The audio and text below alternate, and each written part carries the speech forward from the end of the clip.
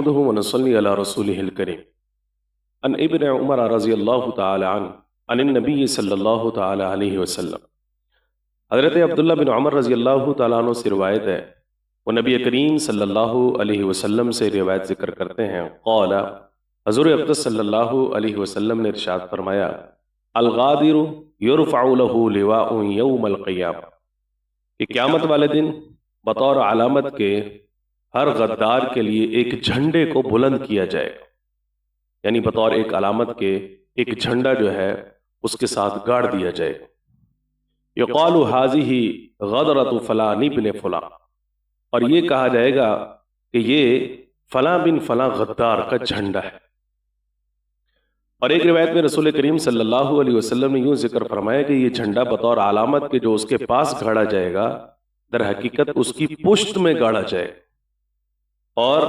یہ جھنڈا بطور علامت بنے گا، نشانی بنے گا اس بات کی، اور وہاں پر جتنے بھی افراد موجود ہوں گے وہ جان لیں گے کہ یہ غدار موجود ہے، اور جس کی جس قدر غداری زیادہ ہوگی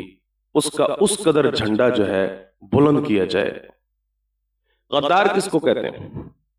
اس حدیث مبارکہ کے اندر جس شخص کو لفظ غدار سے تعبیر کیا جا رہا ہے اس سے مراد بالکل عام وہ شخص ہے کہ جو بدعہدی کرنے والا ہے، خیانت کرنے والا ہے، وعدے کی خلاف ورزی کرنے والا ہے،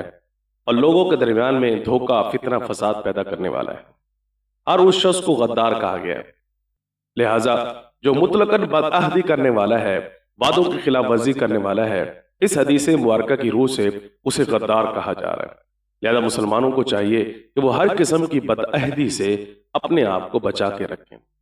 لیکن اگر کوئی شخص ملک کے ساتھ غداری کرتا ہے، ملک کے راز کو دشمن تک پہنچانے کی کوشش کرتا ہے اور اس میں وہ پکڑا جاتا ہے، تو یہ بھی بدعہدی کرنے والا ہے، اس کی بھی یہی سزا ہوگی۔ دنیا میں اس کی جو سزا ہوگی سو ہوگی، لیکن آخرت میں اس کی اس سے بھی زیادہ عبرتناک سزا ہوگی۔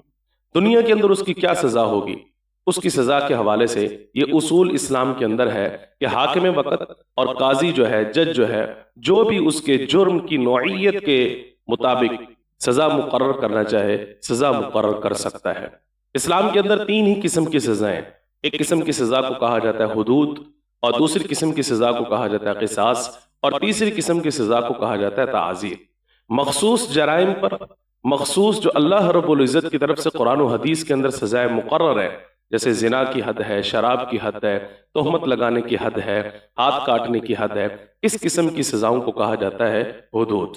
قصاص کا مطلب یہ ہوتا ہے اگر کوئی شخص کسی کو جان بوجھ کے قتل کر دیتا ہے تو اس کے بدلے میں قاتل کو قتل کیا جاتا ہے، یا اعضاء میں سے کسی عضو کو نقصان پہنچاتا ہے، تلف کر دیتا ہے، ہلاک کر دیتا ہے، تو اس کے بدلے میں اس کے عضو کو بھی تلف کیا جاتا ہے، یا اس کو حق ہوتا ہے اس بات کا کہ وہ معاف کر دے۔ بہرحال اس قسم کی سزا کو کہا جاتا ہے قصاص۔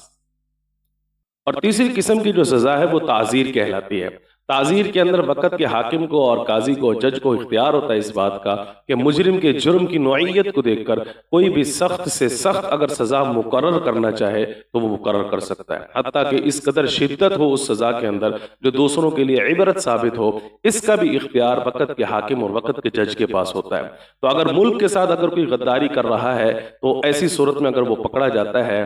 اس کی سزا جو ہوتی ہے وہ تعزیر ہوتی ہے، یعنی وقت کا قاضی اور حاکم جو بھی اس کی سزا مقرر کرنا چاہے مقرر کر سکتا ہے۔ لیکن حدیث مبارکہ کے اندر جسے غدار کہا جا رہا ہے اس سے مراد مطلقاً بدعہدی کرنے والا۔ اس لیے مسلمانوں کو چاہیے کہ ہم ہر قسم کی بدعہدی سے اپنے آپ کو بچا کے رکھیں۔ ایک اور حدیث میں رسول کریم صلی اللہ علیہ وسلم نے ارشاد فرمایا، لا ایمان لمن لا عہد لہ، جو عہد کو پورا نہیں کرتا، وعدے کو پورا نہیں کرتا، اس کا ایمان کامل اور مکمل ہی نہیں ہے۔ یعنی ہمارے ایمان کی تکمیل کے لیے یہ بات بھی ضروری ہے کہ ہم بدعہدی سے اپنے آپ کو بچا کے رکھیں۔